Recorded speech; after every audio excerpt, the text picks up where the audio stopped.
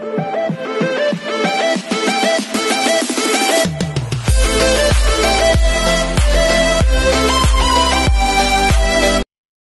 this is Kinjipo Vlogs, a Filipino actor based here in Kingdom of Saudi Arabia, and welcome back to my channel. Agad-agad, gawa natin yung reaction video, ang interview ni Barbie Fortesa sa Kapuso Artist ng Bayan, Barbie Fortesa. So I won't take any longer, let's all watch this. Tingnan natin kung may mga chismis dito.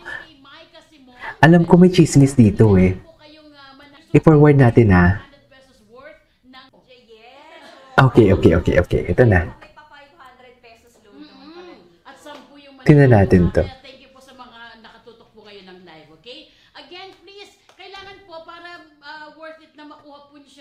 Mag-participate kayo kung may itatanong kami or may mga tanong. Ayan, okay. Pwede kayong mag-participate. Sa'yo, later on. Yes, pwede rin po. Pwede naman pala. At si Barbie po ang sasagot. Si Barbie ang sasagot. Ano kayong tatanong? What's your vital statistic? Ay, takay. Atake. Gusto ko makita yung sinasabi nilang ano.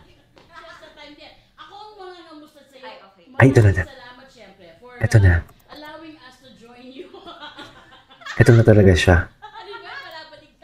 Yes, for being here. Naku, I'm so happy. Matagal na po ako bago nakabalik dito sa Kapuso Artistang Bayan. Naalala ko, ang huli ko pa yata ang Artistang Bayan, Zoom pa. Oo, matagal na talaga, kaya sobrang saya ko na nandito. Ako palagi ba itong may tambayan? Natin, diba? At syempre, napakasaya mong kasama forever, Ate May. So, Ate May. Okay. Okay? So, first question. Ayan, may first question pa pala. P77 pala. Bakit siya P77? Napanood niyo na ba? P77 ang exact address kung saan Exact address. yung nakaseries yung character niya. Oh. Bilang house cleaner, lilinisin niya yung P77. House cleaner. Unit sa isang luxurious condominium. Oh. Ang buong pelikula. Ang puwet nating lahat. Ang puwet nating lahat. Totoo nga na. Emosyon talaga. Okay, so, hindi P77 ang una mong horror film dahil ako pinanood ko talaga yung Road. The Road. May The Road pala siya. Saan di ba kasama ko si Alvin Richard? Yeah! Okay. Ano ba yan? So, anong difference ito? Kasi yung thriller din yung, ano ba? Kaya ako baka ano eh. Ano to yung... Sige. Di ba? Yung puro kalsada, POV. Ito naman, yung P77. Anong difference niya? Maraming difference. Yung yung The Road, napakabata ako pa doon. Tsaka ano siya eh, anong tawag pa ganyan? Yung maraming generation type of movie, ganyan. Parang multiple generation type of movie, ganyan. Kasi kami yung parang present, tapos yung kay Alden yung pangalawang generation, tapos yung mas luma si Sir TJ Trinidad naman. Yun. Ito, talagang very straightforward yung ano namin, yung timeline namin. Present lahat, ganyan. Tapos, The Road, practical lahat ng na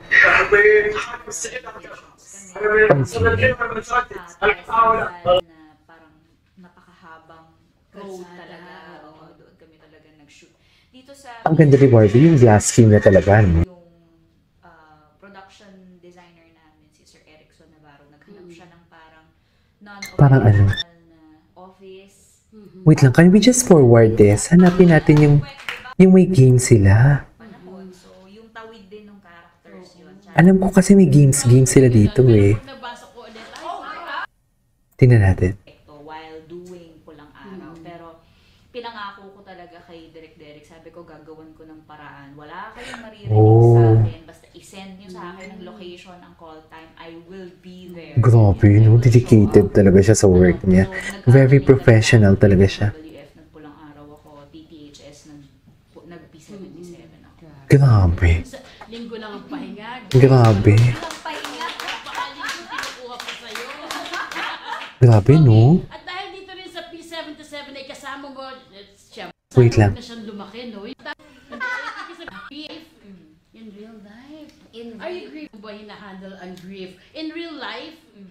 Oh, wait, may tanong. Paano mo ba hinahandle ang grief. In real life? Mm. In real life. Are you grieving right now? No, I'm Happy. Hindi, I'm not grieving right now. Thankfully. How about yesterday? Pero, no, I think matagal lang hindi. Wow. Thankfully. Pero Wow, parang nakamove on na there was a talaga time, siya. Actually, nung pandemic, parang nagkasunod-sunod yung mga... Diyos ko, binabash ko pa naman. Binabash ko pa naman siya ng pandemic. Best in bashing pa naman ako ng pandemic.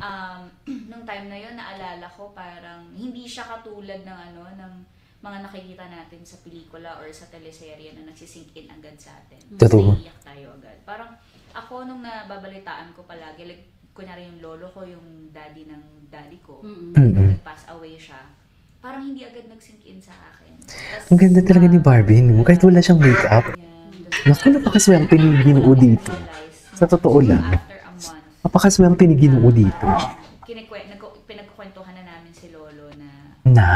as someone who is not with us anymore. Ah. Unti-unti Nagsisink in. Nagsink in sa akin na wala na si lolo, ganyan. So, yun, very maraming stages para sa akin. Nung ang grief.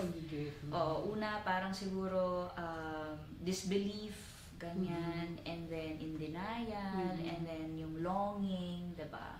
Tapos huling-huli yung acceptance talaga na wala na yung taong mahal mo. So, feeling ko naman it goes with everyone, how to handle grief, ganyan. Kaya, believe ako sa mga tao na they still get on with their lives kahit na marami silang pinagdadaanan, di ba? Na, very ganun yung character ni Luna na parang the world doesn't stop. Napaka niya talaga, genuine niya talaga pag sumagot, sa totoo lang.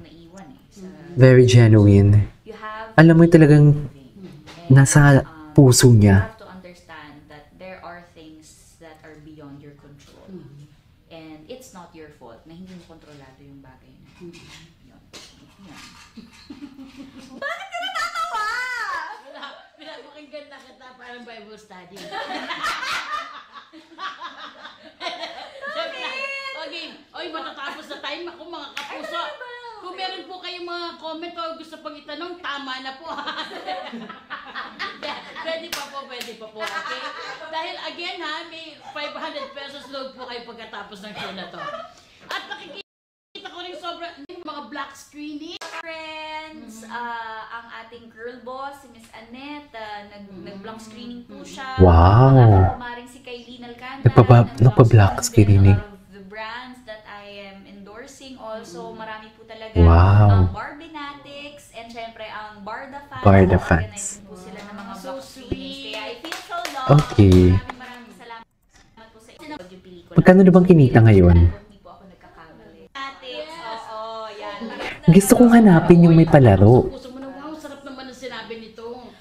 Marami actually pero siguro Ano? hindi ko na maalala yung exact statement ng review. Basta parang sa pagkakaalala ko, ang gusto niyang sabihin ay it is something new for Philippine cinema. Wow.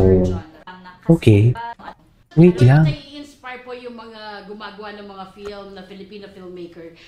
Maghanap tayo. Diba? Ang dami. They are talking about... Ay, Mga pelikula ngayon, pengin pera. pingi pera. Pingi pera. Promo na nga eh. Pingi pera.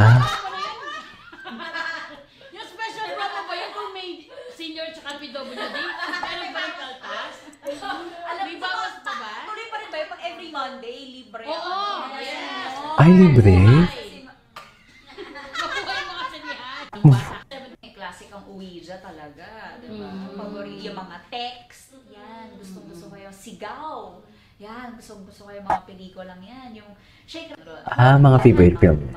Wait lang, maghanap pa tayo. Ay babaunin ng mga manonood pagkatapos panoorin sa sinihan. Yung pag... ay baunin ang lahat. Life. Asan na yung laro nila? Ba, sa dulo, no? May palaro sila dito eh. Opo, yes. Disinvite. Sige, opo. Tara. Kung na meron ganyan, tapos ang maganda po kasi dyan, okay, guys, Eto may palaro. game time! Eto na ang game time nila. Ito na. Panoorin natin to. Sige. Okay, sige, explain muna natin. Kasi dito din naiintindihan ito eh. May shot na to. Ay, hindi ko na maintindihan to. Ibang shot to. Okay, ang gagawin natin mga kapuso, ang title ng ating lalariin ay Ay, Special Game na Sagot o Lagot. ay, sagot or lagot. Papanoorin natin to. Actually, i-continue natin sa isang video natin. Okay, this is KJ Vlogs and see you on my next vlog.